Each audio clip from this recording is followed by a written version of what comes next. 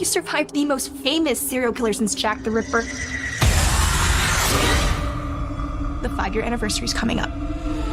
I think a lot of people would really like to hear from you after all this time. I want to know what it's like to be in the presence of that kind of evil. What goes through your brain when he's close enough to you. You feel his breath.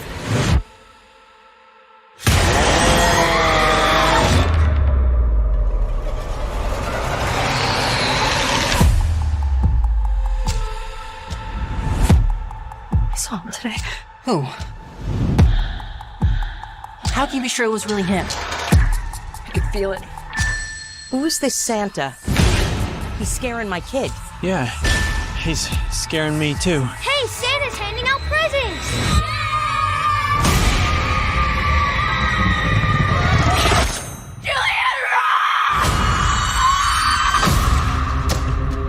Why would he come back here? Even if he was alive, which he isn't. Wouldn't you want to get as far away from here as possible, as far away from you? We both know this isn't over.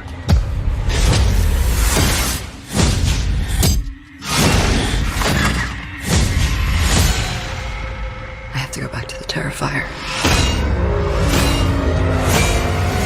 It's still buried there, isn't it? It might be the only thing that could stop them.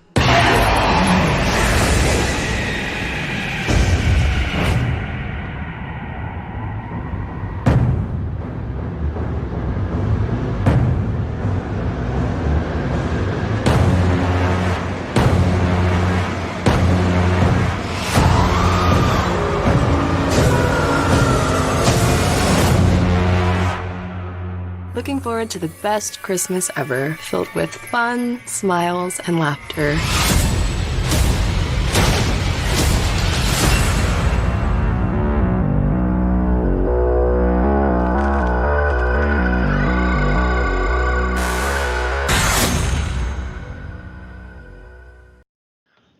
Hello, everybody, and welcome to the latest episode of Fresh Cuts. This is Mike. Joining me, as always, it's Mr. Venom. What's up, Venom?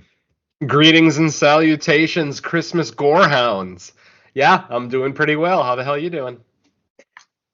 I am doing well. It's funny, we get a Christmas-themed movie right as the weather here starts to feel like it's not summer. Loosely Christmas theme. It brought the wind and a full moon to the world, I guess. Yeah, hey, I'll take it. All right, also with us, it's Don and Ellie. What's up, Don? Yeah, what's going on? Always happy to be here. All right. It's probably not a surprise. I think we announced it last episode, but we are covering Terrifier 3, the third installment in the Terrifier franchise. Unfortunately, we had to record a little late, mostly my fault, just because I had the rare kind of not even out of town, just out of my normal routine for a handful of days. So I just saw it last night. So I'm ready to talk about it. Let's see. On IMDb, we have a synopsis.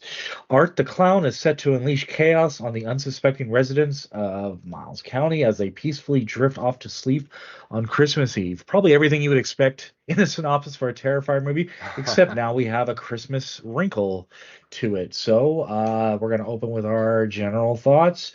Venom, Terrifier 3, what did you think? Considering I saw it 4 times in theaters over the last week, yeah, I think I like it. I really had a really good time with this one. Obviously, the gore is there. I mean, that goes without question. Questioning whether the movie is going to be gory or if Damien is going to try to outdo himself is just, it's to be expected at this point. I would imagine Terrifier 4 is just going to be a snuff film by the time we get to it. So, but yeah, amazing kills. I will say I was slightly disappointed in the advancement of the story on this one. Whereas I praise the fact that Terrifier 2 actually had a story as opposed to the original Terrifier. This one, I don't know. It felt too much like a middle chapter. You know what I mean? Like it felt like going into it, Damien and the rest of the filmmakers knew that this wasn't going to be the final one, so they kind of purposely made it rather ambiguous and only give you a little bit of extra story. And I have to admit, the extra bit of storytelling that they gave us in this one, I was not very happy with. The movie decided to go into an angle I was hoping it would not. Now, mind you, I'm not going to knock the movie for it necessarily. Obviously, I'm not going to knock a movie because it didn't go where I wanted it to go. But the lack of new information, the kind of derivative and pedantic kind of storytelling that we get in this one, to me, this one is a half a step below Terrifier 2. I still say Terrifier 2. And Terrifier 2 is the 2.5 hour long one, and I still love it. I just rewatched it right before seeing Terrifier 3 last Thursday, and I still absolutely adore that film. 3, obviously, I liked it a lot considering how many times I saw it this weekend.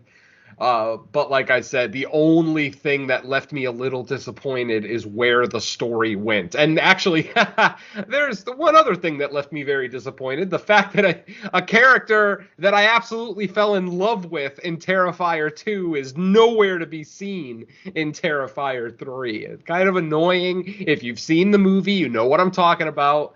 But ultimately, I understand why she's not in this movie. We'll get into it a little bit later. There's a reason that she was in the last movie and not in this one, and I understand that. But I'm really hoping that we haven't seen the last of that particular character because I absolutely loved her. Otherwise, the gore is amazing. Art is great. Art the Clown is fast becoming one of my favorite horror icons. I absolutely adore the sense of glee that he has while he's doing these awful, awful things to people.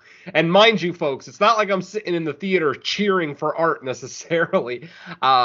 It's just to watch this guy just absolutely decimate humanity and do it with a smile on his face the whole time and laugh about it and make fun of people. I mean, I'm sorry. This was amazing. As always, Art does not disappoint. Terrifier does not disappoint. Damien Leone does not disappoint. Like I said, the only major issues I have with this movie is going to be with storytelling. I don't like what they did with Jonathan in this movie. Sienna is still great, but I think she's maybe slightly less great than she was in the second one. And there is a reason behind that, which I'm sure we'll get into in a little bit. But yeah, folks, overall, I had an absolute blast with this movie. And I did get to see some walkouts. I can't believe it. The first time I saw it, a group of 3 people sitting literally directly on my right walked out. I don't think it was all 3 of them that were having issues with the movie. I think it was 2 guys and a girl, and I think the girl was the one who was like, I heard her multiple times talk throughout the movie, and then finally she got one of the other guys' attention, and then a minute later they all left and never came back, and that was about an hour into the film. And then on my third viewing, I had 2 single people walk out, 1 woman and 1 man. They probably walked out about half hour into the film. Now, I'm not going to say it's necessarily disgust. I think they just didn't realize what they were signing on for. The group of 3 on the first night that I saw it, I felt bad because one of the guys was very obviously a fan. He was right there laughing with me, having a good old time, watching kids get decimated. And unfortunately, because of the girl in the group, they did have to leave. But otherwise, great experience. All 4 times I've seen the film in theaters, just absolutely. And I may not be done, my friends. If tonight's selection, because I'm actually on my way to the movie in about an hour and a half from this moment. If tonight's movie ends up not being great, rather than seeing that one a second time, I may just see Terrifier 3 for a 5th time, because goddamn, I have an ear-to-ear grin from beginning to the end of this film. And even though the story left me scratching my head a little bit, it's not the worst I've ever seen. So like I said, if Terrifier 2 is like a 10 out of 10, then this one is like a 9.5. I know we don't rate our movies here, but just to give you an idea of how absolutely gleeful and joyous I am to actually watch Art do these awful things on the big screen too. And I don't know how many times this has happened, but we're talking about the #1 movie in the country. I'm sure it's happened once or twice in the past, with obviously with like It Chapter 1 and 2, movies like that, but for an independent movie like this to knock Joker 2 off the top slot, it's such a huge. It's not just huge for independent cinema. It's huge for horror fans, for the horror as a genre. showing that, yes, money can be made. And usually horror is the genre where money is made, since our budgets are usually a lot lower. I mean, Terrifier 3, to my knowledge, has like a $2 million budget, and it made almost 20 in its opening weekend. So, yeah, we've got a phenomenon on our hands, and I'm all in for it. So, yeah, I'll leave it at that for now. I absolutely love Terrifier 3. Maybe just a tiny, tiny bit below Terrifier 2, but otherwise still an absolutely great Terrifier film. All right, let's kick it over to Don and Ellie for thoughts on Terrifier 3. Yeah, this is probably going to be one of the few films that I'm going to struggle with the most this year. Not for the sake of whether or not I liked it or, I could tolerate it, but where I stand on the film. So I get the feeling this would have been a much different experience if I would have seen this 10, 15 years ago, where the only thing that mattered to me was the blood and guts. And, as Venom said, as everybody sitting here listening to this knows, it does not disappoint. And, chainsaw being used in one of the most inventive ways I've ever seen a chainsaw used is probably going to be just the tip of the iceberg. And probably not since the sadness has there been enough gore on display to just, can't really say that, but this is, every bit the bloodbath that everybody's been saying, every bit the just over the top excessive display that all of the comments are saying, and all of the walkouts seem legitimate enough. I didn't notice anybody when I saw it. I did hear rumblings, but I don't know for sure, because by the time I noticed what was going on, I couldn't find out if anybody actually left or not, if it was just people commenting on the movie, or if it was actually genuine, let's get out of here, I want to leave, this isn't for me kind of a thing. So I can't say that there were any at mine, but again, I can't confirm whether or not anything did happen. But yeah, just the gore is there. The gore is fine. It looks good. That's probably, I think the big thing about it is it's not just the cruelty and the barbaric practices, but it's also the realisticness and the effectiveness of it. And I think that kind of goes a long way with, again, the other two factors is that it's brutal and barbaric, but it's also effective and realistic. And that does kind of go a long way towards making it as I hate using the word fun, but those are kind of, the big fun moments here, because the rest of the film is just utter trash. And I didn't care for practically anything that wasn't art on screen. The new storyline has an idea. And, you guys know me and my Christmas horror films. I'm a huge fan. So the holiday atmosphere is great. I love the way it looks in here, but yeah, I didn't care. And it's just, another one of the things that it kind of dwells on with the series is, yeah, it's basically just an excuse for art to go around randomly killing random people in sadistic means.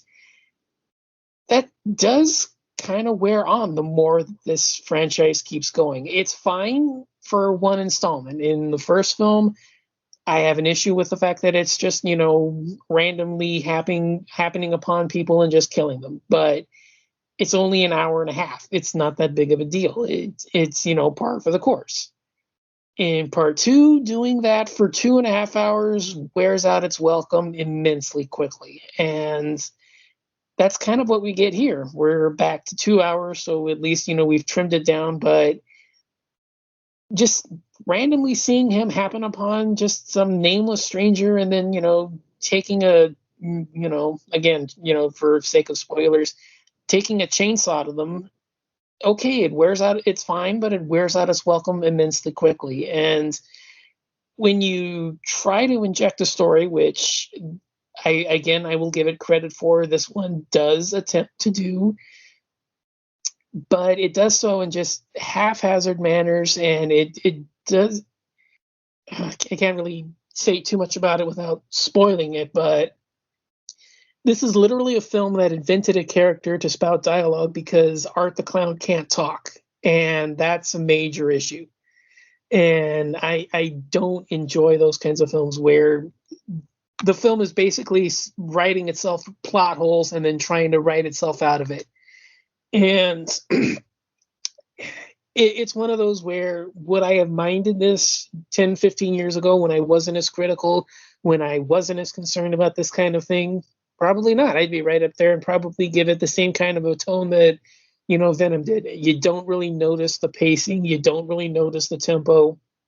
Yeah, you come out of it at the end and you do realize that you've spent this amount of time, but you don't feel it. And, you couple that with, hey, great gore, great killer, over the top, 9, 10 out of 10, let's move on. But it's just, this is the third time now that this has kind of gone with this kind of a story. And it was a factor that wore out its welcome in the second one, and it's starting to wear off its welcome here in the third. And I really, really, really hope we get something different in the fourth one, where it's not just, a random assortment of people that Art happens across, butchers them in sadistic means, and then somebody tries to make up this kind of lore about this. Can't say that's a spoiler, but, they try to bring up this lore about this killer, and it's just too little too late. I really hope that they do something different with this. And, hey, if it's another random collection of people that are butchers randomly, okay, fine. But it's going to be one of those where I don't know if I'm going to be as much of a fan as the rest of the community is, because nowadays I do want something different than just a random collection of gore effects. And when you put something, I brought it up again, you look at The Sadness. Yes, it is a fantastic collection of gore scenes, but you put it together with a strong story, you put it together with, a brain behind it, and it's still one of, if not the best horror film of the last 20, 30 years. And that's kind of what I'm missing with this one. I wish that there was some kind of a brain here behind it, rather than, okay, let's just get a celebrity cameo. Let's just grab some random Joe Schmo off the street and give them a, big death. And I want to like this more than I do because it fits a lot of things that I personally enjoy. Again, I'm a gore hound. That's kind of one of the big things that kind of draws me to the genre. But over the years, I've learned to appreciate that mixing it with a brain and having something else going on when you're not randomly killing people is a positive. And I just don't get that here. So I understand where everybody's coming from with this one. I mean, I'm right there with you. If this was, just another old collection of random death scenes and, over the top bloodletting, hey, that's perfect. That's exactly what I want. But I also kind of like the fact that there's also other films out there that do this kind of a thing, but add more to it. And that's kind of what I'm missing here. So is it worth a watch? Absolutely. I think a lot of this is, probably personal preference. I don't know if this is going to be a mindset that a lot of others are going to, follow along. But as it is, it's worth a watch. See where you land on it. Whether or not it's for you or not, you can only make it up after you see it. But I want to like this more than I do. Maybe a second watch is going to help it out, which is kind of what the other two have done. I've sort of, I don't want to say I've changed my tune, but I've solidified my thoughts on them based on a second viewing. So if I get a second chance to watch it, maybe that'll tell me where I land on it. But I want to like this more than I do, and I can't. It falls into a lot of the traps that I thought that I knew I had with the second one, and it's just continuing on here. So yeah, I want to see the fourth one. I'm curious to see if they actually do try to change it up, or if it's just a fourth, film of over the top gore. But we'll see. So yeah, the risk of saying anything and spoiling things, I'll kick it back to you. All right. I had a really fun time with this. I mean, it's a Terrifier movie. Like, the people. So Don, I actually think Don brings up a lot of good points on where, not on my personal enjoyment of the Terrifier movies, but why I don't like. How can I explain this? I get lots of entertainment value and enjoyment out of them, but whereas like a lot of people are like, oh, these are like the new greatest thing ever. Like I don't quite put them in that kind of status. Um, because of a lot of the things that Dawn listed. But like sitting down to watch it, I mean, the gore is fantastic. The practical effects is great. I think Art the Clown as like a slasher villain is pretty well done. I actually think they kind of try to do a little too much with the lore almost, because I think that's sometimes where they run into the trouble. Like, wait, it's like this is what, and this works how, and it's almost like not even necessary. I mean, if you look at the Friday the 13th franchise, for at least through the first eight, you get like all the lore you need out of like either, I think it's the original when they kind of set it up, even with the twist in the first one, you still kind of get the lore. And like the entire next eight entries are basically built off that specific lore. Even the fake Jason, you're still operating under assuming it's him the whole time with the same lore.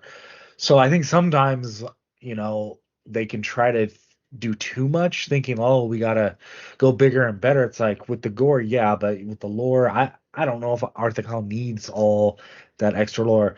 That said, I mean, there are some other characters in this I did appreciate. I do think the lead is really good still. I like that, or I like her as a character. Yeah, maybe some questionable story decisions, especially if we're gonna get a fourth one, which I think that there's a pretty good chance of that happening. No, It's oh, already been actually, no, announced. Yeah. it's already been announced, right? Yeah. Yeah. Um, I do kind of wonder, and maybe you guys have it like actual insight, or if I'm just like a question in my mind. Do you think that he originally wanted to release this like closer to Christmas season? Maybe the studios were like, that's like an October release, because they do heavy. Like it's not just Art dressed as Santa and then like there's not much Christmas. Like they lean heavily into the holiday of Christmas in this, and like I'm halfway through the I'm like, wow, like I actually think this might have been like fun to be a December release, because it's very atypical of like what you would get in the theater in December. So I kind of wonder if like Leon wanted to ideally push it out then, because I can answer that. it's kind of like it's a catch 22, I guess, either way, because October of course is great just for horror across the board, but then Christmas horror specifically, because me, like, everyone's kind of different with their Christmas content. I am pretty much like a December month Christmas content person, whereas like Halloween, I'll watch Halloween related stuff all year. So like when I'm watching this, I'm like, man, this would have been really cool to release in December. Not that I'm necessarily annoyed or frustrated that it came out in October. It's just more of a curiosity for me. But Venom, you said you got insight on that, so go ahead. This movie was never going to be released in December. This was always going to be an October release. And in fact, the original release date for this was October 25th. It was supposed to come out the Friday before Halloween. But because of so much other stuff, other horror films, the Venom movie is opening October 25th. They decided to go ahead and grab the first Friday in October, or the second Friday in October. So yeah, so that's why it released last week. But yeah, this was never going to be released in December. I think Damien Leone wants a Terrifier movie every October. He wants to be the new Okay. Saw franchise. The new Saw, the Not that he Paranormal said that in Activity. so many words. That's more my speculation. But as far as coming directly from the horse's mouth, yeah, Damien Leone said this was never going to be released in December. This was always an October movie, and I'm Okay. glad for it, because I didn't have to wait till fucking December to see it. Because there's going to be plenty of fucking Christmas horror movies that come out in December, both on VOD and in theaters. So I say give it to me the sooner the better. Shit, give me a Terrifier movie in July. I don't care. I'll take it. Yeah, I think it is also a testament to the fact that Terrifier 2 made so much money on word of mouth that Terrifier 3 just straight up got a wide release. Because, like, some people might forget, like, Terrifier 2 started out. Well, I mean, we know Terrifier 1, the story behind that, but Terrifier 2, it was basically like, hope your city gets this on like a random night on a Tuesday, and you can run to the theater and catch it. And then word of mouth kind of got it more screenings. And then we fast forward to now, and Terrifier 3 just straight up gets like a real legitimate release. So that is like a cool story, I think, that the franchise is getting more popular as it goes along, which, you know, you can look at maybe some of the great slasher franchises in history, and it kind of it can follow that format usually till about the fourth or fifth, and then sometimes you start seeing the decline after that. People maybe have their appetite fulfilled by then, but it is cool. I mean, it's a cool story at the least. What else can I say? There is one thing I do want to talk about. Is this one of the first instances where the first films in a franchise were not released theatrically, but then the sequels were? Because I don't remember much about where other sequels lay. Because if it started on VOD, the sequels went to VOD. But if it was theatrical release, maybe not all of the sequels went theatrical. Is this one where the first one was VOD, but then the sequels went to theaters?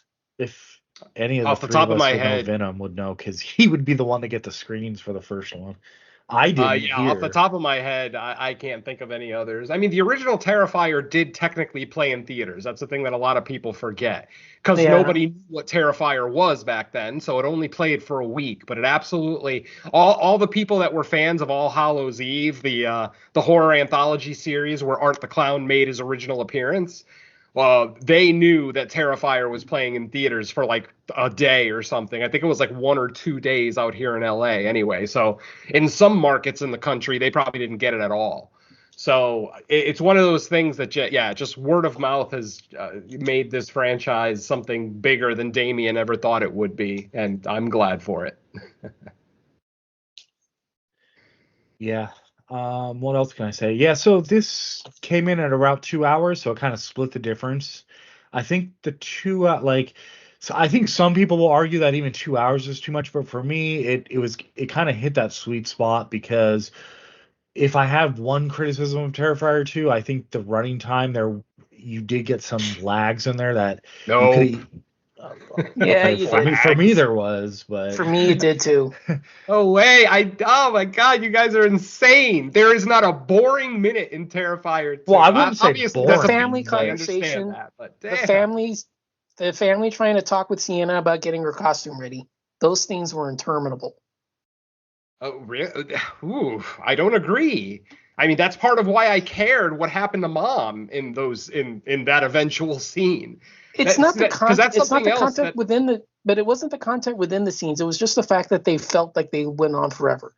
Oh, well, I disagree wholeheartedly. I don't think they ran on forever. In fact, if you were to time those scenes, they're probably like a minute or two long. Now, I understand personal preference. Obviously, Don is not a big exposition guy. He's not a big dialogue guy, and that's fine. Everybody's opinion is valid. But I literally just watched it last week, and in my personal opinion, there's not a dull minute in the whole movie. I like, and that was actually another complaint that I did want to make, is that I feel like the kills in Terrifier 2 were so much more meaningful because we spent a little bit more time with those characters and they were likable characters. You know, there's 2 characters specifically in Terrifier 2 that get killed that you feel bad because they're nice people that aren't douchebags or shitty characters. This movie, Damien decided to throw a couple of those shitty types of characters in there, which is fine. Every horror slasher is going to have the guilty pleasure kills, and that's fine. And ultimately, our 2 big douchebags in this movie end up being a part of that scene. And all Terrifier fans should know what that means. Every Terrifier movie has that scene in it. The first one had the girl getting bisected. The second one was Allie's death scene. And the third, I guess I can say, is the shower scene. I'm not going to get into it yet, but Yeah, and the other thing too is that for the first time it was a guy was the victim of that scene. So I think that was kind of cool that art doesn't just victimize women. He victimizes everyone. Speaking of that scene, that was the scene that prompted the one walkout in my theater. But here's the asterisk. I don't know if I can consider it like a true walkout, because I think the people that walked out were kind of like, you ever get those theater wanderers where they come in when the movie's theater like hoppers. Yeah, and I think they were just there. They were either just there to wait for like their next thing to start, or they just kind of stumbled in out of curiosity. And of course, it was right before the shower scene, so wrong time to stumble in. But yeah. So I kind of laughed to myself when they got up and left, because I'm like, "Yep, you chose the wrong theater to do standby in." But yeah. what else can I say? I mean, overall, I feel like by now, I mean, we're in the third entry. You pretty much know what you're going to get with a Terrifier movie. Any criticisms aside, you're pretty much going there because Art the Clown's going to kill people in graphic, over the top ways. And yes, like, you could look at the three and say, okay, this one had the best story, this one was edited the best, this one had the best like supporting characters and arcs. But ultimately, like, a Terrifier movie is being made for one big reason. It's Art the Clown destruction, basically. And I think at the bare minimum, it delivers on that. And that's probably why these movies are going to keep people coming, at least, for the time being. So yeah, I guess I'll leave the general thoughts at that for now.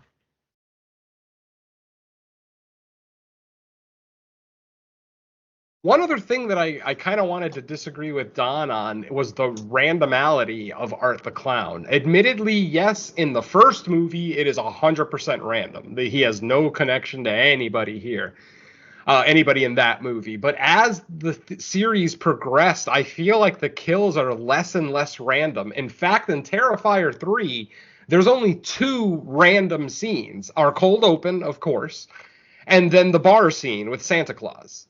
Literally everything else there's intent. Like I heard somebody question why Art the Clown was at the mall. He followed Sienna. I mean, are you guys not paying attention? Why did Art the Clown end up at the college? He's going after Jonathan. Why did he kill those 2 people in the shower? Because of the conversation he overheard. Like, there's not nearly as much randomity as Don mentioned. Admittedly, those 2 scenes are because the cold open, we don't even have any context for that. It's literally just a standalone scene that could have been cut completely out of the movie, and it would have no bearing on any storylines or story developments. And then the bar scene, even though there is a purpose to that bar scene, I will fully admit that Art came upon that scene randomly. He got excited when he saw Santa Claus sitting at the bar. Yes, so that's why I'm willing to concede that that's random. But in my opinion, every other kill in this movie and most of the kills in Terrifier 2 are not random. I mean, don't forget, Art and now Victoria know Sienna very well, and they know what she can do to them. So, as far as the randomality of it, I'm not seeing it. That's, my personal opinion. But yeah, as far as the length, fine. If people don't like, I would be the first one to say I don't think a 2.5 hour slasher would work. Well, guess what? I ate my words, because I love every goddamn second of Terrifier 2. They gave me exactly what I wanted that I didn't get in Terrifier 1. A compelling story, likable characters, meaningful kills, kills of characters that we actually fucking like, that we don't want to see die. At least for somebody like me who actually, cares about story and characterization and story development, character arcs, things like that. So I just wanted to throw that out there that, that's just a differing opinion, obviously, nothing major. But let's get into it.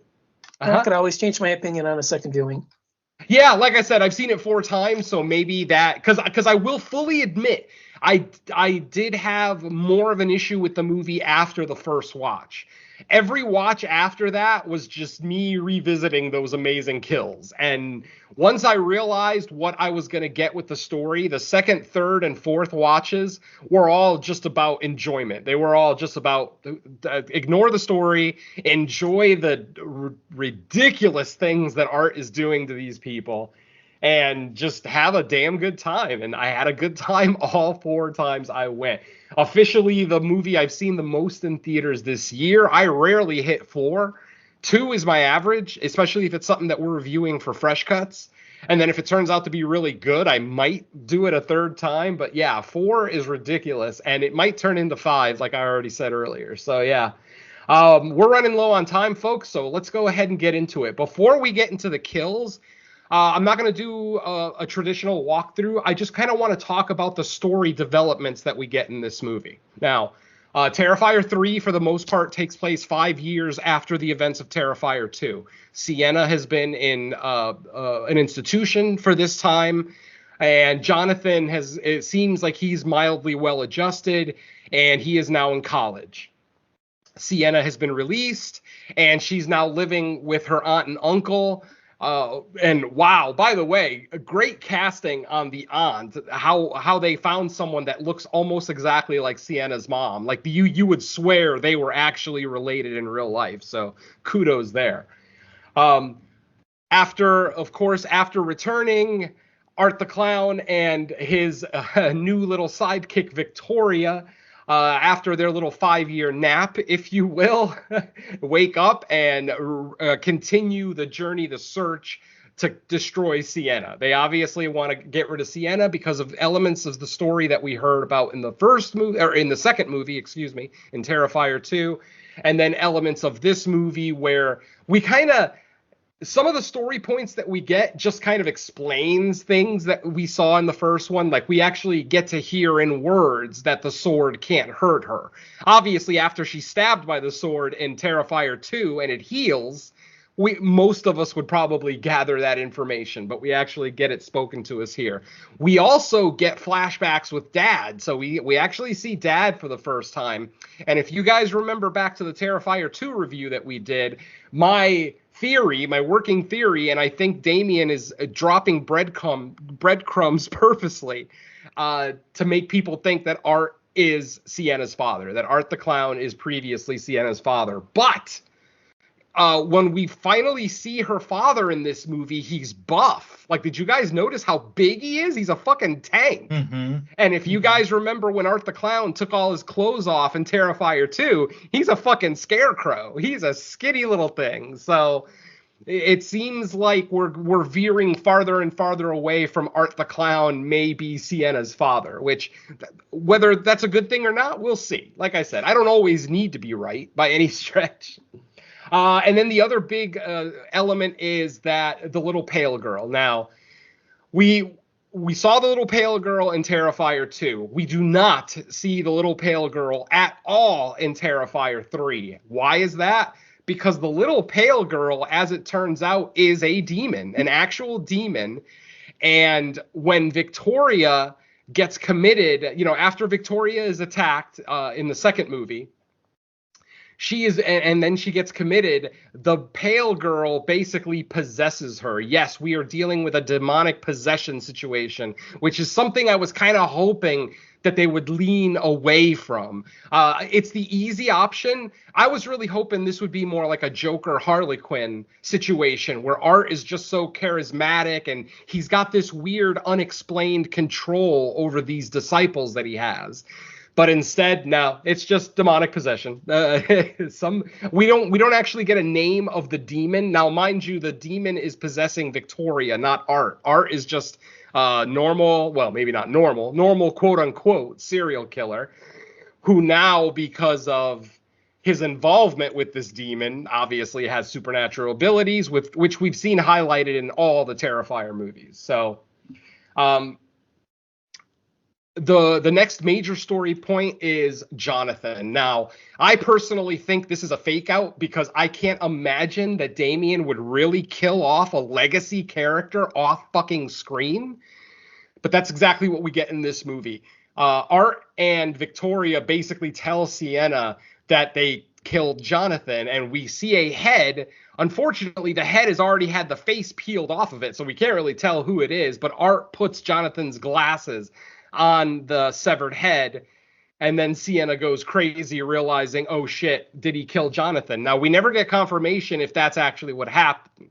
So I'm still holding out hope that we're going to see Jonathan in a future installment, because I can't imagine Damien would be so crass as to kill a legacy character off screen. It just seems like something, not that I know the man personally by any stretch, or that I've been following him for 20 plus years, but it just doesn't seem like something he would do to his fans. I mean, Jonathan and Sienna are the heroes of this franchise, and it doesn't make sense that Jonathan would just get killed off screen.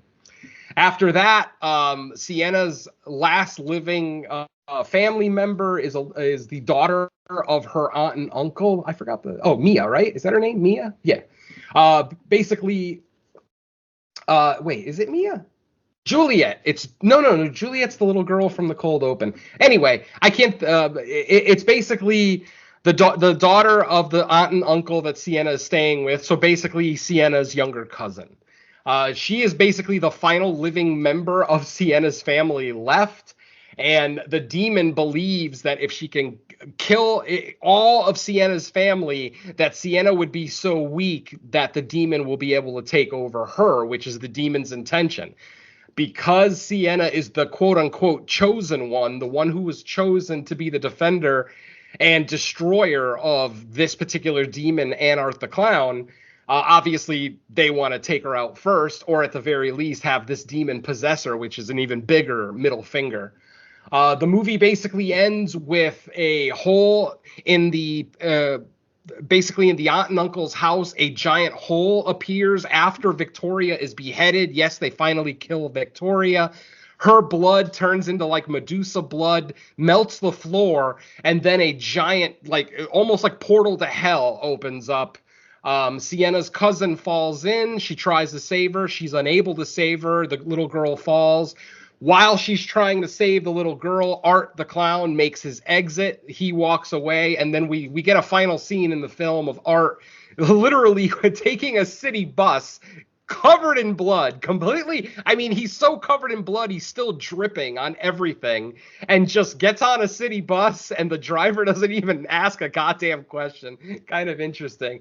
And that's basically where our movie ends. So yeah, not a whole lot of story developments, and the few story developments that we get, I wasn't really happy with. Obviously, I'm still looking forward to where it's going, and I am a huge fan of the demonic possession subgenre. I just was really hoping that this was something different going on here, that Art and all these disciples that he's worked with, the girl from the first movie, Victoria, obviously the little pale girl is an actual demon, hence why most people couldn't see her in Terrifier 2, other than Jonathan and Sienna. It's kind of interesting because I actually got into an argument with somebody online, because somebody online said, well, how could she be a demon that nobody can see if people were seeing her? And I'm like, well, who saw her? And it didn't click to him that it was only Jonathan and Sienna who saw the little pale girl. If you remember from the laundromat scene in part 2, the black dude that was there didn't see the little girl. He saw Art the Clown playing patty cake by himself. So I'm thinking that if you are cursed, like this entire family seems to be, that's the only way that they're going to see the demon in its purest form. Again, just a theory, speculation, blah, blah, blah. So I'm going to turn it over to my co-host. Guys, what'd you think of these story developments? Were you happy with them? Was it not enough? Did this feel like a complete movie with like a beginning, middle, and end? Or did it feel like a middle chapter the way I've been saying? It's a step in the right direction, especially after 2. Like I said, I really want to give this a second shot just because the rest of the franchise has not necessarily shifted my opinions, but just more solidified them with the second viewing. So, like I said, this is the only one that I've seen once so far. So I do want to give it that second shot. It's a step in the right direction. I do like that they finally brought about this, the family curse is a fun angle. It's kind of a different step than most slashers where it's, not necessarily just, the curse is rather on the killer, not the victim. So I do want a little bit more to it. Maybe that's something that they're setting up for 4. Like I said, maybe a second viewing, maybe we get everything wrapped up in 4, and it does kind of change fate. It does kind of change away from this kind of random selection of kills that it kind of has been up until this point. Maybe that is the way that they're going, where kind of like what we were saying with Halloween Ends, where it's a middle chapter, so it doesn't really have much of a everything that goes on in there just kind of feels set up to make the third one feel like a proper conclusion. Maybe this is the kind of the case where we're getting with this one. Mike? Any comments on the story? Yeah, I mean, I'm kind of the opinion that we don't need necessarily like an expansive layered background story or explanation. Yes. Thank for you. art. Like I said, I think I said during my general thoughts, like Friday the 13th produced like over 10 movies, and the lore was like summed up in a couple sentences in one of the movies. Now, of course, you have some entries later on that like expand upon it, but I think by the time you're 10 entries or 6-7 entries in, that's kind of natural. But for now, it's like I don't really need to know why or have all these like crazy explanations of like, is art supernatural? Is he a demon? Where does he come from? What makes him tick? Like, I don't know. He's a crazy sadistic clown that kills people. That will get me through a slasher movie for the most part. Now, if you have something really good, like a really good can't miss story to go along with it, then feel free. Like I'm not opposed to it, but I kind of feel like it's getting a little bit convoluted, and not unnecessarily, because I don't think people are like begging the question of like, we need to know more about Art's background. Like, I don't know, maybe some people are, but I'm not. So yeah, exactly. A good just give me Art slasher killing people. Yeah. Yeah, I mean, a good slasher can be ambiguous. I mean, yeah, you can get a backstory, but ultimately, if it's a true slasher, I just want to see a killer kill people and then get his comeuppance at the end. I think the slashers that are more whodunits, those have a more carefully crafted story and background, because the killer, usually those ones need some type of motivation where it all comes full circle in the end once it's revealed who was doing it. You have those ones, but usually it's more like an actual person, no supernatural like entity. So they will have like a specific motivation why they're taking revenge or why they're killing people. But like in the case of Art the Clown, it's just like, I don't know, he's a crazy killer clown. That's mostly what I need. Well, I was going to say... go ahead, Don. I was going to say, I think there's a difference between a standalone slasher with a singular person versus a franchise entry that actually ties together. Rather, not just necessarily you bring the same person back over and over again, but you actually have kind of like with Scream, where you have a collection of people and a lore around it. I mean, it's not necessarily the closest example, because it's not the killer and the victims returning, it's the victims keep returning. But comparing the two, I don't know if I really think that there's a lot to do. I don't know if that's the proper connection to make, where you have a film that's always intended to be a standalone, that it has its own backstory and lore, versus saying that a franchise entry that is legitimately part of a series that ties itself together, and it's intended to flow from one film to another. I don't know if that's necessarily the same viewpoint that you have to have. Ultimately, every franchise starts with a standalone, though. I mean, very few, if any, horror franchises, when they make the first one, are they thinking, oh, cool, I'm going to make 6 sequels after this one, I mean, even something like a Puppet Master or Friday the 13th that has double-digit sequels, It's not like they were thinking this is going to be a huge franchise when they're making the original. So this, the standalone element of it pretty much always has to go away eventually. Even with Friday the 13th, it's like eventually, Paramount gave up on the franchise, and then it took New Line to, kind of start shooting for the moon and trying to do crazy stuff with Jason, which a lot of people didn't really like. Now, the time period could have something to do with it, too. Obviously, in the 80s, no internet, no cell phones, no instant streaming movies. Going to the movies, especially for a new entry in your favorite franchise, was like a bigger deal. It was like an event. You got together with your friends and you made it a trip or whatever. Nowadays, it's like, a movie comes out in theaters, it's on streaming in like 2 to 3 weeks. So you don't even have to wait that long. Now with, instant communication and streaming movies and the internet, it's like people are just a little bit more savvy. So, I mean, I agree with Don to a minor extent, but at the same time, the gore hound in me is like, nah, just keep giving me Terrifier 2 and 3. Just keep giving them to me. I'm very happy with that. Obviously, even I'll get sick of it eventually, as most fans will. But as of right now, I am giddy for Art the Clown. I want to watch I'm gonna go back and watch all the All Hallows Eve movies, even though they're just cameos. It's not like he's actually doing anything in those movies.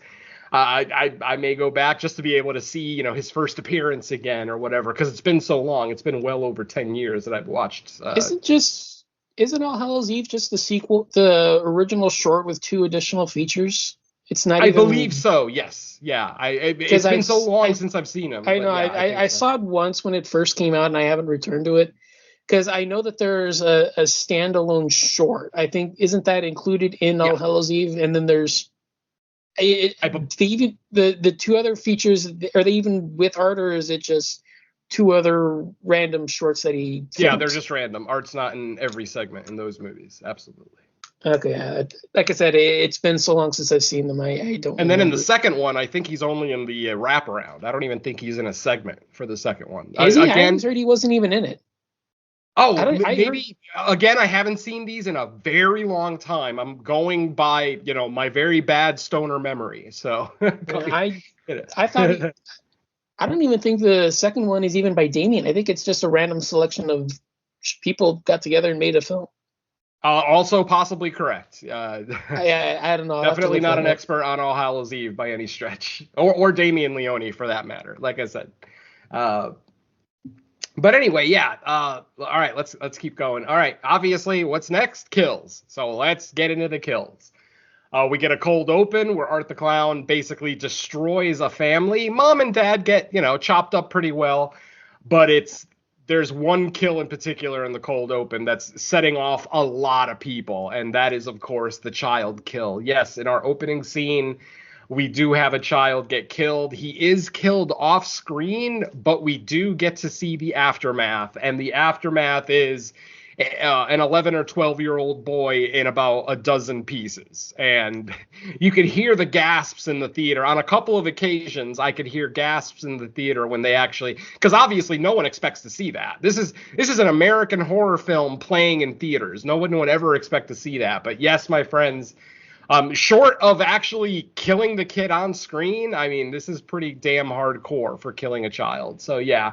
But it's just an axe. And like I said, the cold open is completely out of context. It's just Art breaking into a random house and just killing the entire family.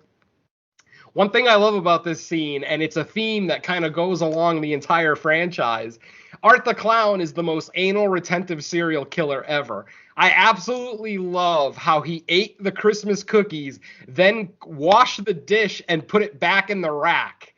Fucking amazing. And if you remember in Terrifier 2, you remember at the laundromat when he wrung his wet clothes out on the floor? He goes to the janitor's closet, grabs a mop and bucket, and cleans up after himself. I fucking love this. He has no problem leaving a bloodbath everywhere, but if he makes a mess with something other than blood and guts, he feels the need to clean it up. I fucking love that. It's just one of the little idiosyncrasies that Art displays that I absolutely love. So, like I said, that's our cold open. Family gets killed on Christmas. And this cold open takes place in modern day, present day. After the cold open, we take a 5-year jump back. We go back to the end of Terrifier 2. We see a police officer arriving at the scene. He sees Art's headless body. There's no head to be found. There's no little pale girl to be found. She's, gone. Eventually, the cop calls for backup. He gets freaked out. Eventually, he ends up getting attacked by a headless Art the Clown. Yes, Art's headless body gets up and rips the fucking cop's head off. And the very next scene, I'm sorry, even on my 4th watch, I'm laughing my ass off at this scene. The headless Art the Clown body takes the cop's head that he just ripped off the cop's body and holds it up on his shoulders so he can go on the subway without freaking people out. But it's such a great scene to see like this one homeless woman on the train noticing that this guy has a head that's not moving. The eyes are rolled up. I mean, it's so plainly obvious that this head is not alive, but goddamn, that fucking scene makes me laugh like mad. All right, after that, Art and Victoria. Oh, no, I'm sorry. After this, we are transported back to the hospital that we see at the end of Terrifier 2. If you remember, at the end of Terrifier 2, Victoria is being held at a facility, and she literally gives birth to Art's head. That's how Terrifier 2 ended. When we get back to the hospital, Chris Jericho still there on duty, just like he was at the end of Terrifier 2. But of course, when he hears a scream, he goes to the room, sees that they have killed the nurse that screamed at the end of Terrifier 2. Chris freaks out. Eventually, Victoria and a headless Art the Clown both attack him. Victoria rips his lower jaw off of his head, while the headless Art the Clown basically rips half of his face off with his bare hands, just literally like grabs a chunk of face and just pulls down. It's a pretty gnarly little kill. Really glad that Chris Jericho was on board with getting killed so monumentally, because there are some stars. Anything he's done in AEW the last few months. Well, yeah, there you go. Excuse me. Okay, so after this, Art puts his head back on. It's now connected again. Art and Victoria end up going, they find an abandoned house, like a dilapidated house that I think we may have seen in previous movies. It's not the Terrifier. It's not the abandoned carnival. It's just like an abandoned apartment building. It may be from the first movie, but don't quote me. Even after 4 watches, I was trying to think, like, is there any significance to the house that they went to? Like, have we seen it before, or is it literally just an abandoned house that they just picked and decided to take a nap in? Because that's exactly what they do, my friends. Victoria climbs into a bathtub, slits both of her wrists, which obviously isn't going to do anything. She's already undead. But she bleeds herself enough that she goes to sleep. Then we see Art go up to the attic, grab a rocking chair, place it in front of a exposed window, and then he just sits there and rocks. And after that, we get a 5-year time jump. Holy shit. Eventually, after Sienna gets out of the hospital and all the other stuff that I already talked about, a couple of construction workers or city workers, like city planning office workers, show up at the building with the intentions of demolishing the building. And of course, they end up both, there's 2 workers, they end up both running into Victoria. And Victoria still in the bathtub, now filled with just her blood congealed. It's all just congealed blood and crap. She ends up stabbing that guy in the neck and bleeding him out. The other guy finds Art the Clown in the chair, and it's such a great scene because Art is literally covered in cobwebs. He looks like a statue that just got put up in the attic for 5 years. But as soon as the construction worker walks up to him, starts waving his hand in front of his face, of course, Art wakes up and just starts, beating the shit out of the guy. Now, I'm going to make a controversial statement. Probably not that controversial, but this is my favorite kill of the movie. Despite that scene, I fucking love this kill. what ends up happening is Art takes a box cutter that the construction worker has with him and basically splits the guy's scalp lengthwise. So basically one long cut from the middle of his forehead all the way back to the back of his head.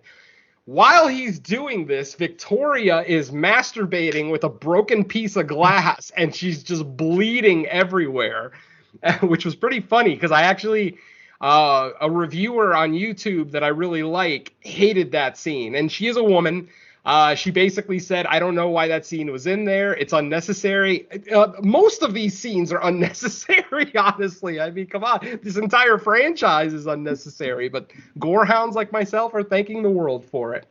While Victoria is basically masturbating with a broken piece of glass, Art then takes the guy's scalp that he just split open and he fucking tears it down. He basically degloves the guy's head in what is an amazing effect.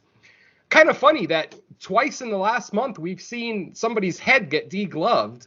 Yeah. The first one was grave torture. So that was kind of interesting. Maybe head degloving is now going to be the new, decapitation. It's going to be the new big popular kill in movies. But anyway, so after that, Art, of course, resumes his search. But before he can resume his search for Sienna and Jonathan, he decides to put some weapons together. We see him put together a liquid nitrogen gun, which he'll use to beautiful effect later in the film. So keep that in the back of your head. I'm probably not going to be able to go over every single kill, but I'm definitely going to go over the memorable ones, obviously. Eventually, Sienna thinks that she sees Art the Clown at the mall, the local mall that she is now. She's there with her cousin Gabby. The name is Gabby. It literally just popped into my head. Yes, the cousin's name is Gabby. Basically, her and Gabby are shopping at the mall. She sees an image of not Art the Clown necessarily. It is Art the Clown, but he's got a Santa Claus costume and mask on his face. So he's basically just completely, hidden. You can't really tell it's him, other than the fact that he's got blood all over him. And when he waves at her, he does the traditional Art the Clown wave, where he kind of waves his individual fingers, So she instantly knows it's him. She ends up having a panic attack. They leave the mall. A couple of hours later, Art the Clown, basically still in the Santa Claus outfit, which he got from the bar scene, which I think, do they do it out of order? I think they might have done it out of order. But anyway, point is, Art, when the real mall Santa Claus takes a break, Art the Clown shows up, sits in the chair, Santa's chair, and starts inviting kids up to sit on his lap and whatnot. The very first little girl that comes up, he starts reaching into his bag, and we all know what's inside of Art the Clown's bag. We've seen it multiple times now. So he's reaching into the bag, so of course we're thinking he's going to pull out some kind of sharp instrument to wreck this little girl. Instead, he pulls out a doll. Nice little doll. Once the rest of the kids in line realize that this Santa Claus is actually giving gifts, not just asking kids what they want for Christmas, there's a rush. All the kids rush up to the stage to where Art is sitting. They start sifting through his bag, and instantly I'm like, oh shit. These kids are going to start pulling out bloody knives and shit. But no, they're pulling out toys and cars and footballs and dolls, and so Art must have literally gone around the mall, shoplifted a bunch of toys, put them in his bag, and then went to pretend to be Santa Claus. Eventually, the mall employees realize that it's not him. They get security. Security escorts Art away from the area. But at the same time, we see one little boy still opening a package, and it's a box. It's a gift-wrapped box. He's opening it up. His mother is searching frantically for him. The last thing the little kid says is, "Ooh, I wonder what he got me." He opens the box and kaboom! Fucking bomb!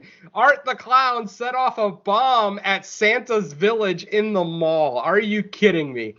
We get images of two little kids completely wrecked. The little kid who opened the box, his face is missing. It's like caved in, you know? He's got like an empty peanut shell for a head now. They show the little girl and her intestines are all just, I mean, her face is so burnt off you can't even recognize her anymore. And her intestines are all spilled out on the floor. This movie does not hold back, my friends. Let's see. So, what would be the next big kill? Oh, let's go over the bar scene where Art gets the Santa Claus outfit. He's walking on the street. He looks into a bar, sees a guy dressed in full Santa Claus outfit, full outfit, beard and everything. Art gets giddy like a little kid, runs into the bar, knocks these two drunk girls over. By the way, did either of you guys notice that one of the girls calls Art a racist piece of shit? These two girls are white. They're both white girls, and they call Art a racist piece of shit when he pushes them out of the way. I fucking lost it.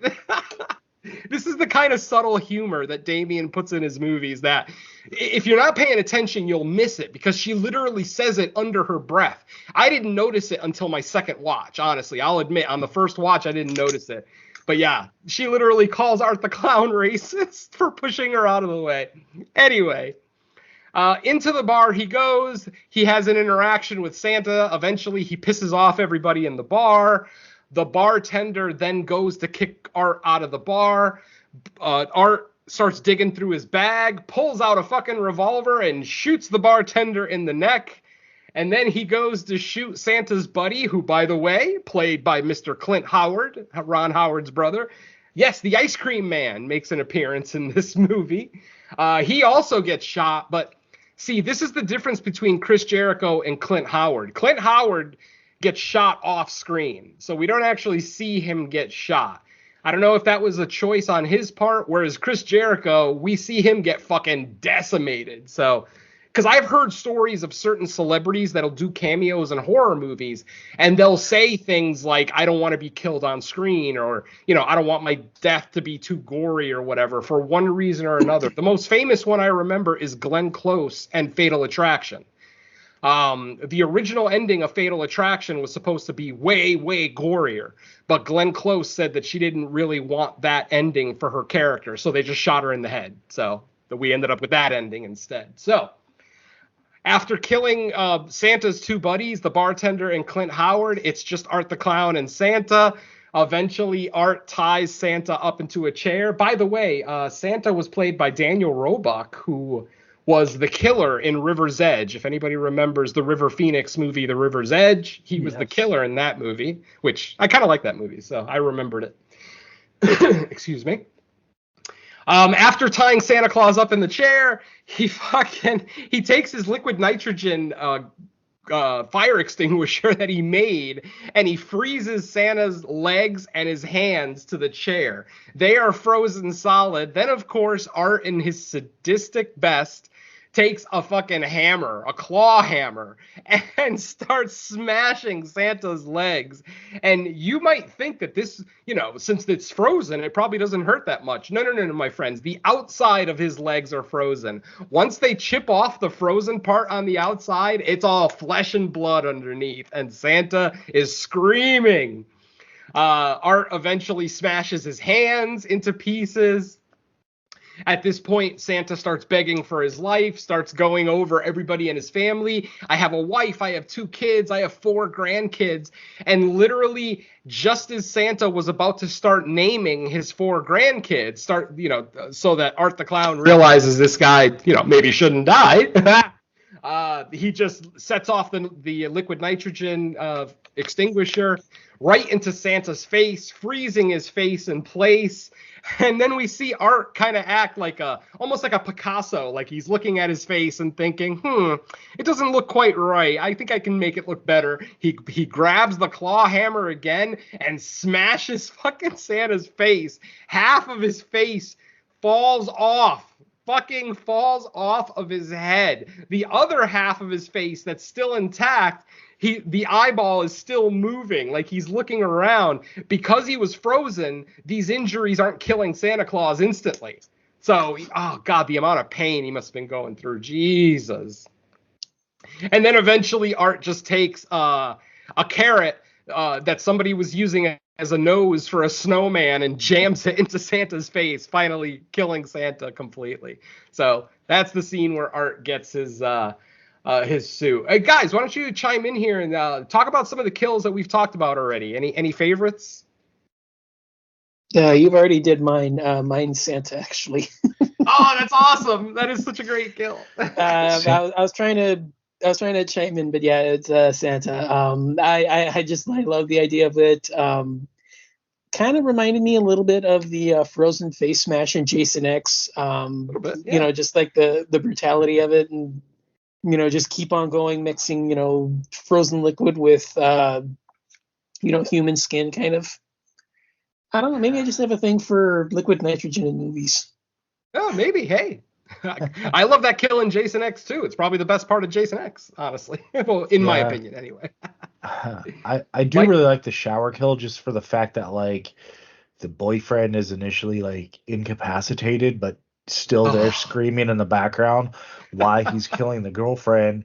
And then you're kind of like wondering, like, well, I'm sure he's gonna finish him off, but like, is he gonna simply do it quick? And then when we get what we get, it's like, holy shit! Like, that's exactly the reason like the fans come to see this type of movie, because exactly whatever you're imagining in your head, it's usually even more over the top.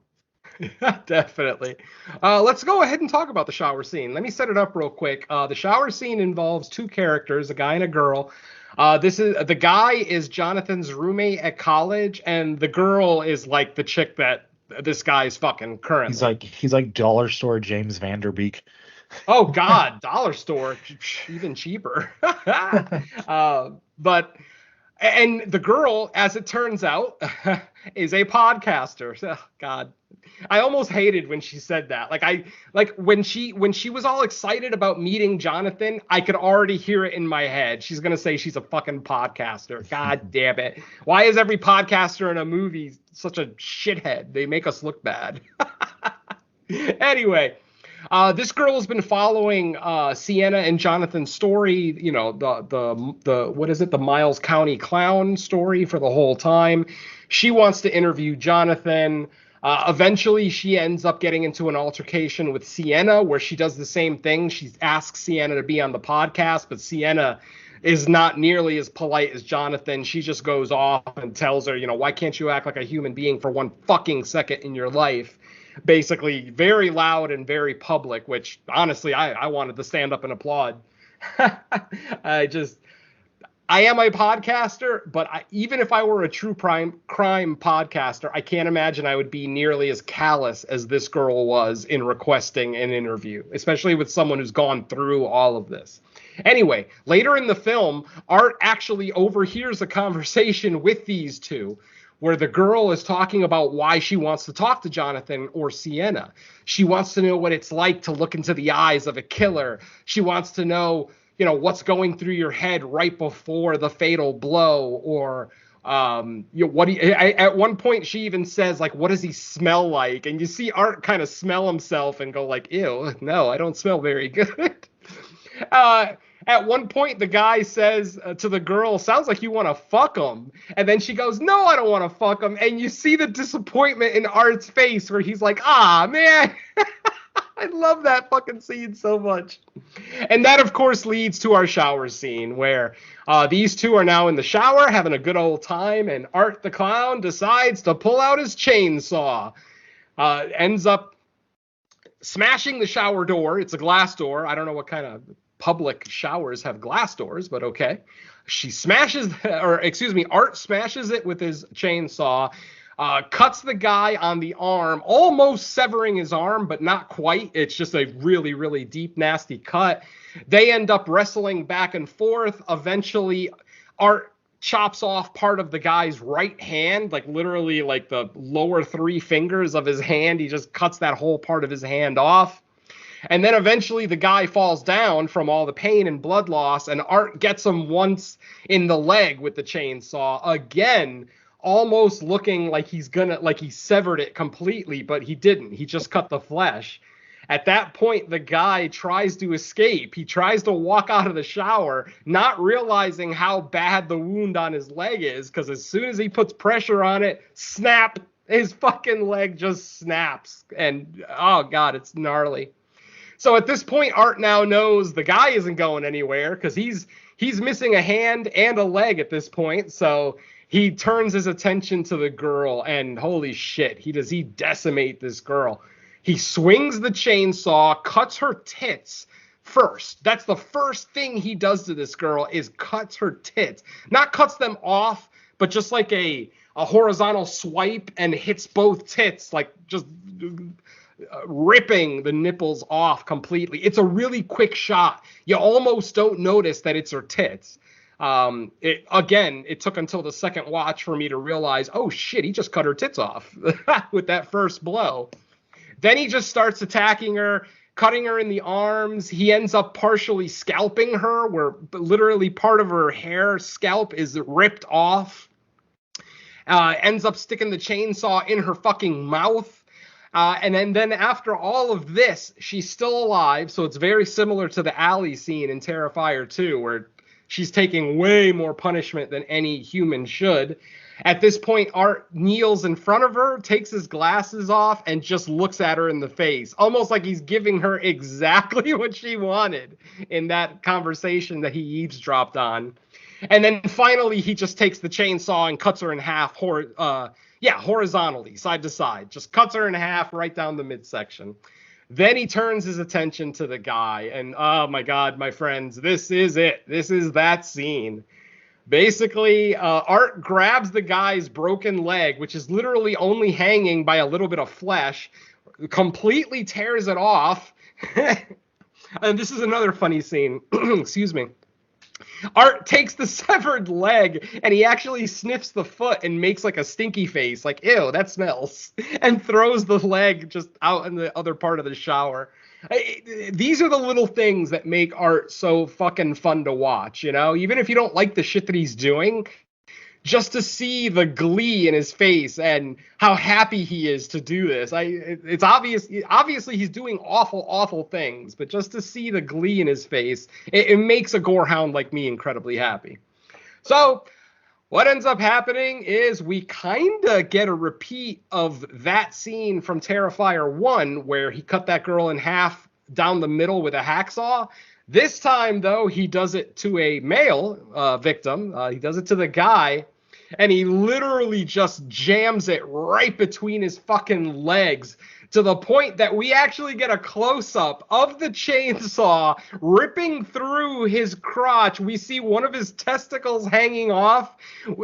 We see literally a piece of his penis goes flying, which that I didn't notice until like my third watch, that there's a tiny little piece of his dick that goes flying in that shot where we see that testicle hanging off of there. He ends up splitting the guy all the way up to the neck. Doesn't finish the job like in Terrifier 1. He splits the guy up to the neck. Then he cuts off one of his arms. And then to finish the job, he basically cuts his head into two pieces. So it's almost like a half decap. Yeah, not a full decap where he cuts it at the neck, but he cut it at the nose, basically. So, yeah. And at this point, the shower... Oh, by the way, at this point, It's a Terrifier Christmas is playing in the score. And the lyrics for this song are so fucking funny. Like, the lyrics are basically telling the story of the movie. And there's a line in the song about how Art the Clown is always trying to outdo himself from his last kill. And I'm like, God damn it. They nailed it. That's perfect. And it's literally... It's a Christmas song. It sounds like a traditional Christmas song with a chorus singing and everything, and it's called It's a Terrifier Christmas. But the lyrics are just so fucked up and gnarly. You could probably look up the lyrics online right now, so check it out if you haven't already. But yeah, so entertaining. After all of that, the shower is so covered with blood, Art actually gets on the fucking ground and does blood angels. Yes! blood angels. And then he gets up and he did a perfect blood angel in the fucking, like the way we would do a snow angel. He does it with blood and it looked great. I could not get over it. So that's the end of that scene. We got a couple of more big kill sequences here and there, but let's go ahead and skip up to the end where we finally get our confrontation. The final 20 to 25 minutes of this movie is just one long extended set piece where basically Art the Clown and Victoria break into the house. At this point, they've already killed the uncle. The uncle went to go pick up Jonathan. It was basically Christmas Eve, so it was right before Christmas break. So they went and picked up Jonathan, or the uncle went to pick up Jonathan from school. Obviously, when he got there, he must have been met by either Victoria or Art or both of them, because he is now in pieces. Basically, his head is now the star on the Christmas tree, and his body is hung up on the wall in the Jesus Christ pose, with his arms extended. And then Art is basically just taking his intestines out and using them as garland on the Christmas tree. Pretty great little scene. We get another kill where they kill the mom. This time they jam an acrylic tube down her throat and they hammer it down. I mean, the amount of blood that comes up when they do it seems like she's going to die just from that. And what do they end up doing? They end up grabbing some of the rats that Victoria has made friends with throughout the film, and they start forcing them down into that tube so that, and Art's using a blowtorch to force the rats down the tube. Once the rats are in the woman's body, Victoria takes a butcher knife, slits the mom's throat, or the aunt in this case, Gabby's mom, Sienna's aunt, slits her throat, and we see 3 rats just fall out of the slit wound. Art gets disgusted by the blood-covered rats and actually stomps on them, which is kind of cruel, but I can't get too pissy. I mean, considering the smile on my face when he's decimating human beings, it would kind of be hypocritical of me to get pissy because he stomped on some rats, but he does, unfortunately. This is where they try to claim that they killed Jonathan. They basically have a severed head. It looks like a child's head in a bird cage. And then when Art takes the head out, puts it up on the mantle, he then puts Jonathan's glasses on the head, which is what makes Sienna think, oh shit, they killed Jonathan. She ends up going crazy. They end up pulling Gabby out.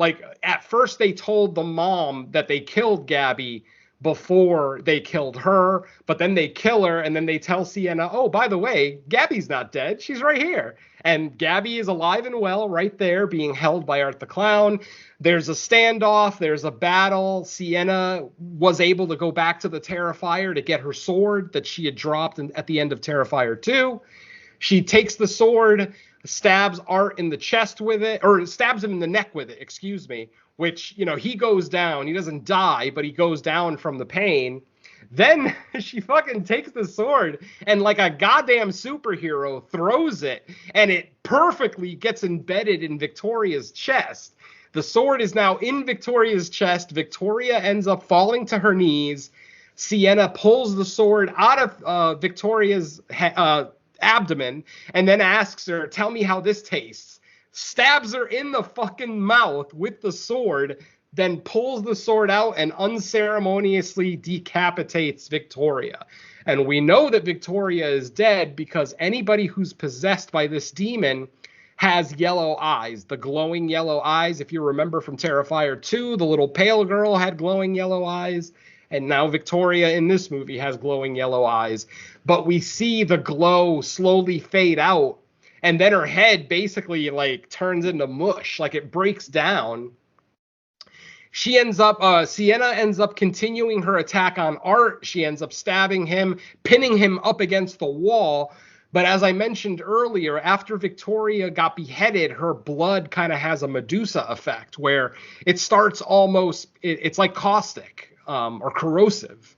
And it starts breaking down the floor. You actually start to hear the floorboards start to kind of crack, but Obviously, Gabby's a little girl. She's like 10 or 11 years old, so she probably doesn't recognize that noise. Every horror fan in the theater is thinking to their head, move, girl, the fucking floor is about to give out. But obviously, she doesn't recognize that. The floor ends up giving out. She ends up grabbing the ledge and just hanging there. Sienna basically is still dealing with Art. Like, she's got him pinned up against the wall with the sword. You know, she's got him impaled with the sword and pinned into the wall. But as soon as she realizes that that Gabby is in danger, she pulls the sword out of Art and goes to help Gabby. She tries to have Gabby reach for the sword, the handle. So Sienna's holding the blade part of the sword with the handle extended out. Gabby tries to grab it. She's hanging onto the sword. Of course, anybody who knows anything about physics knows that this is almost an impossible move because the sword is just going to cut your hands open, and that's exactly what happens. The sword ends up going through Gabby's hands, cutting both of her hands open pretty badly. This is after Art had already smashed her fucking hands while she was tied to the chair. So Sienna's hands go through a workout in this goddamn movie. Once Gabby falls into the hole disappears. Literally, the house almost like fixes itself. And Sienna knows that Gabby's still alive. So she basically, the last line that she has in the movie is, I'm going to find you.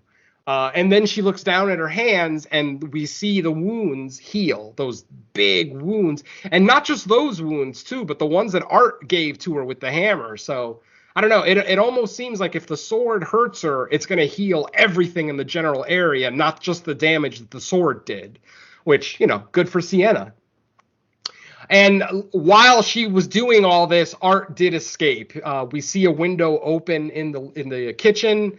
Art is gone. The camera then goes to a bus stop showing Art just kind of chilling at the bus stop, waiting for a bus. The bus comes by. Art still covered in blood. He lost his hat. His hat is gone. It's kind of weird to see Art without his hat. It's just kind of an odd little image to see.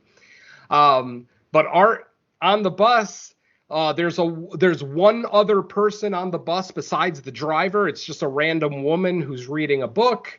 And Art basically opens up his eyes, smiles at her, and hits his little horn, you know, his bicycle horn, his famous horn. And the movie ends right there. And that is Terrifier 3, my friends. So yes, unfortunately, Terrifier 3 does end on a cliffhanger. Gabby is now missing somewhere in the nether realm. I don't know. Your guess is as good as mine. Art the Clown is still out there, alive and well. And, you know, Sienna is basically back to where she was at the end of Terrifier 2. All her family is dead. Like I said, I think, and my co-hosts will chime in on this as well, I think the Jonathan kill is a fake out. I don't think they actually killed Jonathan. What do you guys think? Considering we didn't see it happen, I'm inclined to believe it is a fake out. Considering what we saw on screen, why would you have an off-screen death like that? Yeah. Yeah. And there's two. That's the other thing, is that there's two major off-screen deaths in this movie. We don't get to see the uncle die. Like, we see the uncle go to pick up Jonathan at school, and then the next thing we see, he's a Christmas tree ornament. So, yeah, I don't know what's up with Damien giving us so many off-screen kills. Maybe that's his way of kind of curbing the frustration factor, like what Don was saying, how it just kind of gets monotonous, Art killing just over and over and over.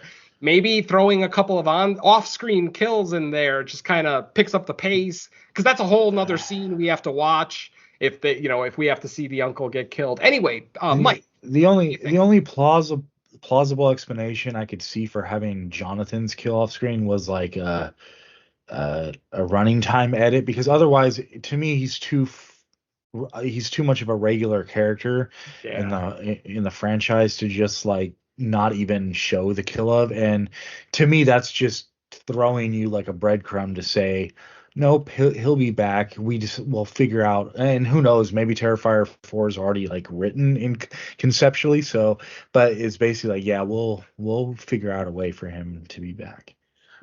I hope so. And obviously, I really want to see the little pale girl back. God damn it. They made me fall in love with her in the second part. She's literally my favorite character from Terrifier 2. She doesn't say a line, she doesn't kill anybody, she doesn't do anything of any consequence, but I just love her. Her design is so fucking creepy. The scene in Terrifier 2 where she's sitting in the car and all you see are her yellow eyes glowing, that fucking shot is terrifying. No pun intended. So yeah, I'm praying to God that she comes back. I can't remember. Was there any post-credit scenes in Terrifier 2? Because there wasn't in this one.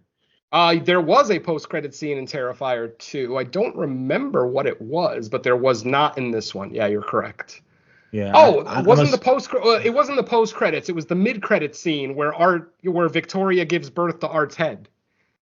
That was a mid-credit scene. Oh yeah. Okay. Yeah. Yeah, there you go. One other thing I forgot to mention, and it's really going to be quick because we're at the end, and I think you kind of alluded it to already, Venom, but something that always gets me a kick out of things, that cracks me up about the way Art the Clown acts, is in between his murders, he'll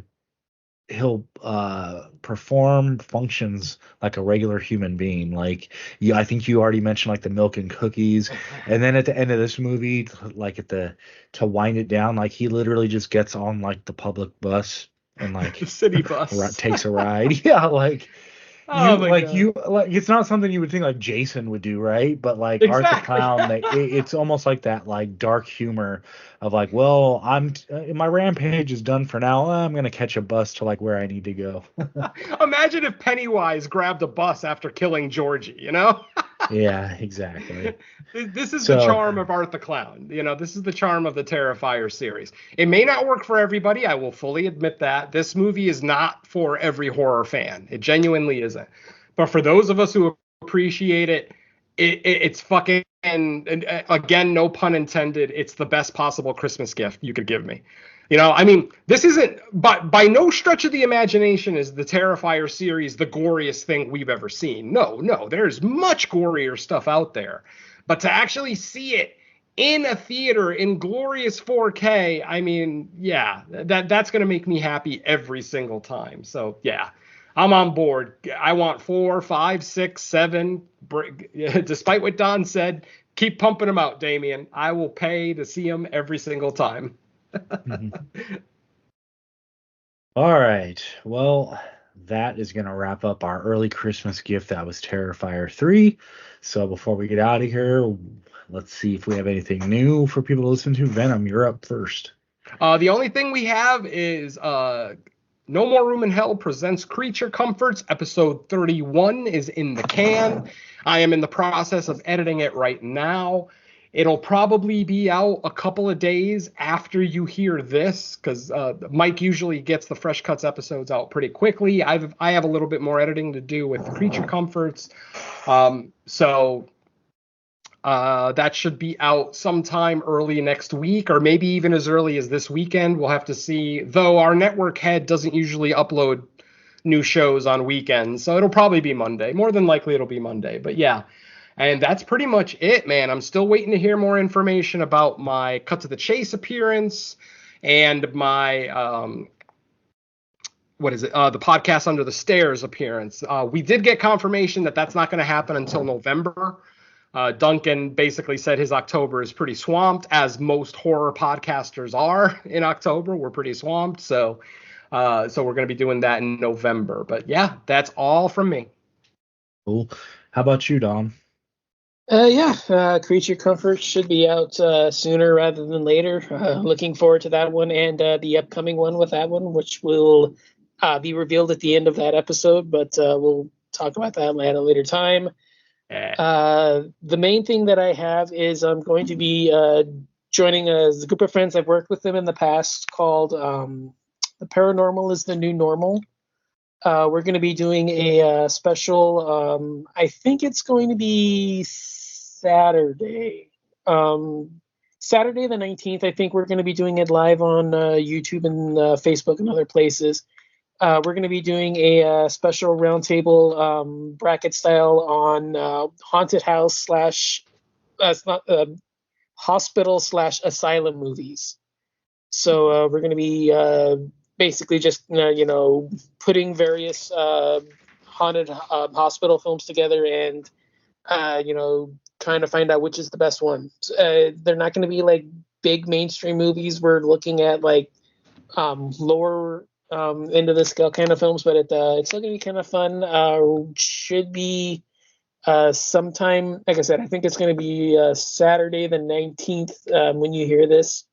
So hopefully that'll be available. And the only other thing is season 3 of Horror Countdown. Cool. For me, the only thing I have in the can that hasn't been out yet is the latest episode of the main show, No More Room in Hell. I'm kind of deciding how I want to do that one because I think I brought it up before. The main computer I edit things on is broken down, not broken, but just broken down, not set up right now, and that has all like the normal sound bites and clips on it. So I'm like, I can still put out the episode and just be like a really stripped down version, which is not, I mean, that's doable. Or if I can like wait, in the situation at the house, it's, yeah, I always think it's going to be done with, and then another delay happens. But so there's that, and then I also have an appearance for Cut to the Chase's Thrills and Chills sometime, but we're halfway through the month, so I assume it's going to be happening soon at this point. And then other than that, that's it. The next episode of Fresh Cuts, I believe, Smile 2, right? That's what releases this week. Yes, sir. I'm going to watch it right now. Another sequel. We're in the sequel season. Yay. All right. Well, that said, thanks everyone for listening. Give us a comment on YouTube or the Facebook page or the email. All that info will be in the show notes. With that said, thanks for listening again. Catch you in less than a week for our next episode. Let's say bye to the listeners. Later. Merry Christmas, folks. Yeah, it's only October, but in my heart, it's Christmas because I just saw the best movie I'm going to see for a while. So, Merry Christmas. Yeah, I mean, I would just say if you're a fan of the first two, you're going to at least have fun with this at the least. Peace.